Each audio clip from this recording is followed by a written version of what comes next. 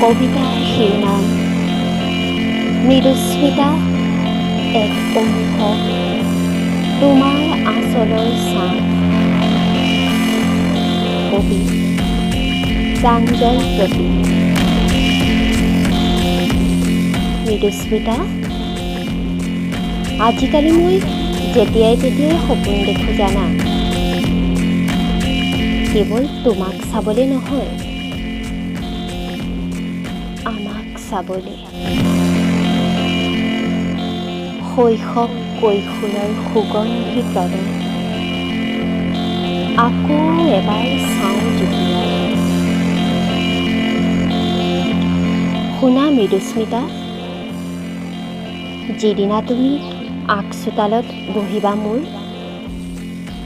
সিদিনাই মতলীয়া ৰজ্জাকে তোমাৰ আঁচলত থ'ব এপাহি সঁচা মৰমৰ সেউজীয়া ফুল।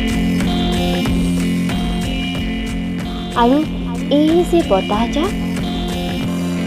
বতাহজাকো উবুৰি খাই পৰিব আমাৰ গাত,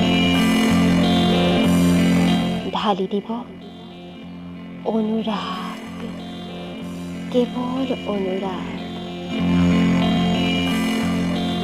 খিৰিকীখন খোলা হৈ আছে ৰ'দ আৰু বতাহজাকৰ বাবে। পিছে মৃদুস্মিতা, থাওক দিয়া, নাপাতো এতিয়া সেইবোৰ কথা। ৰ'দ বতাহক কৈ থোৱাই আছে, জোনাকেও জানে খিৰিকীখন মোৰ এতিয়াও খোলা আছে।